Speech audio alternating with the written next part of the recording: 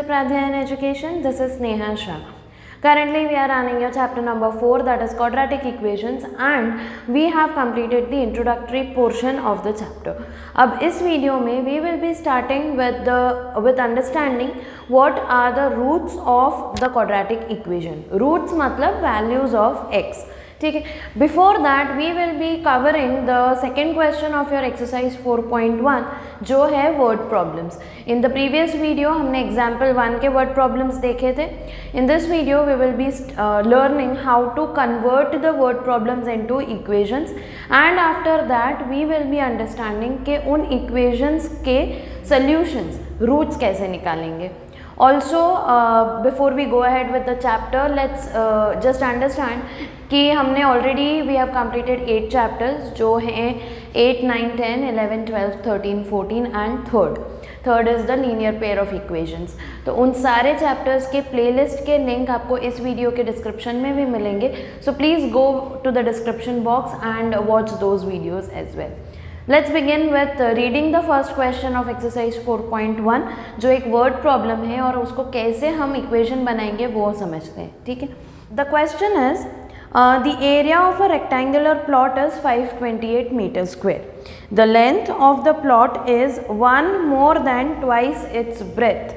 1 more than twice its breadth. We need to find the length and breadth of the plot. We simply have to convert this into a quadratic equation.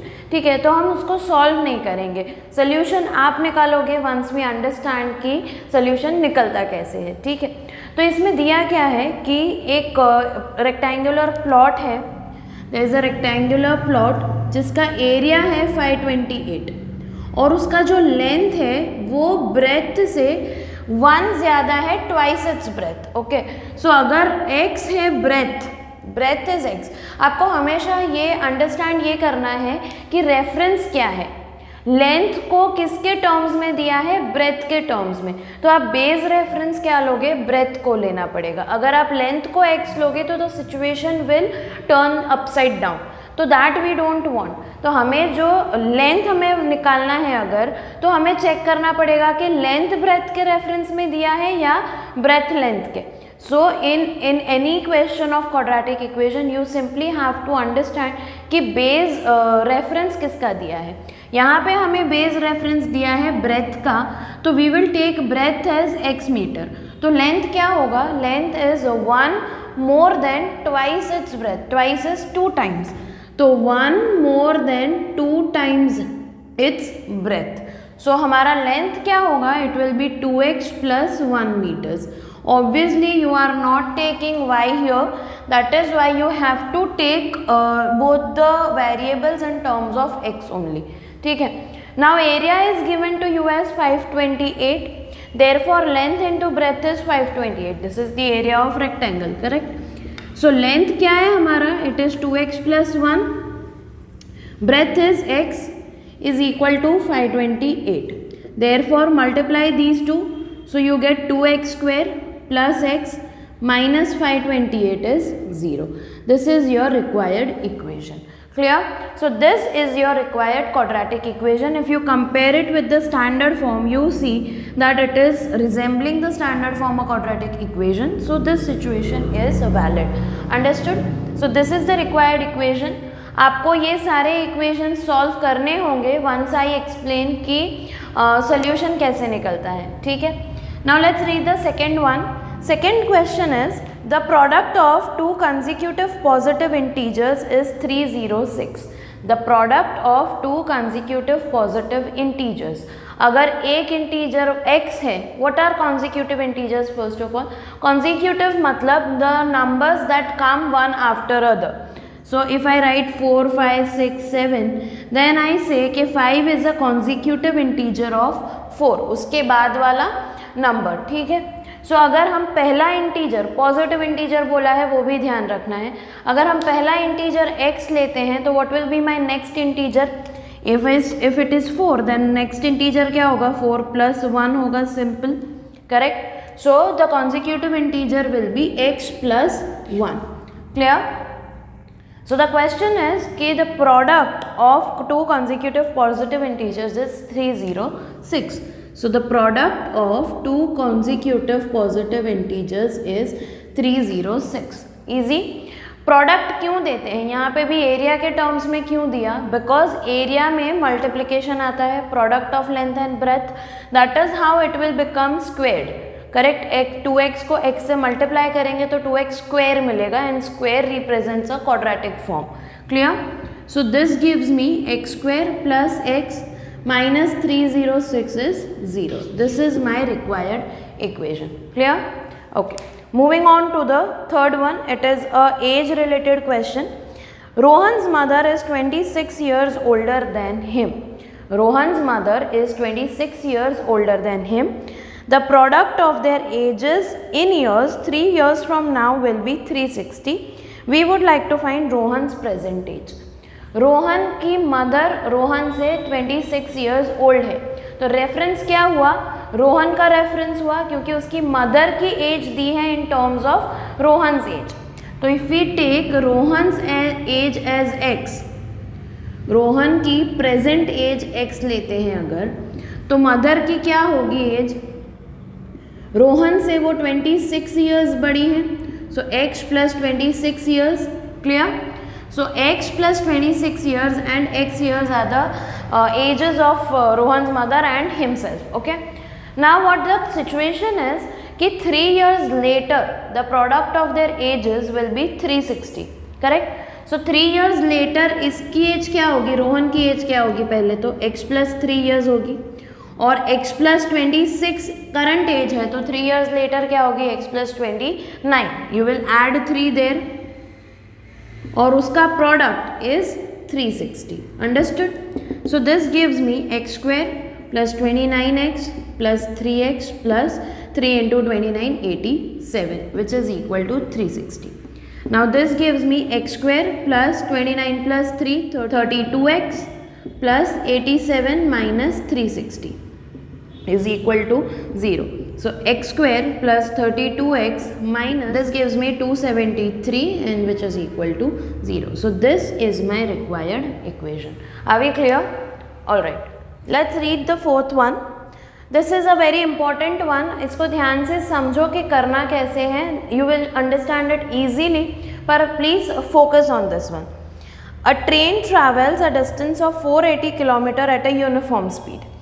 If the speed had been 8 km per hour less, then it would have taken 3 hours more to cover the same distance. We need to find the speed of the train. Now, you are given 3 things. एक तो distance दिया है 480 kilometres, आपको reference में speed दिया है, ठीक है, जो +8 होगा, सॉरी -8 किलोमीटर पर आवर, अगर ओरिजिनल से -8 हो रहा है. और आपको टाइम दिया है रेफरेंस में कि अगर इसका ओरिजिनल से 8 किलोमीटर पर आवर स्पीड कम होता है तो उसको टाइम ज़्यादा लगता है. कितना टाइम ज़्यादा लगता है? +3 आवर्स ज़्यादा लगते हैं. ठीक है, मतलब 3 आवर्स ज़्यादा लगते हैं.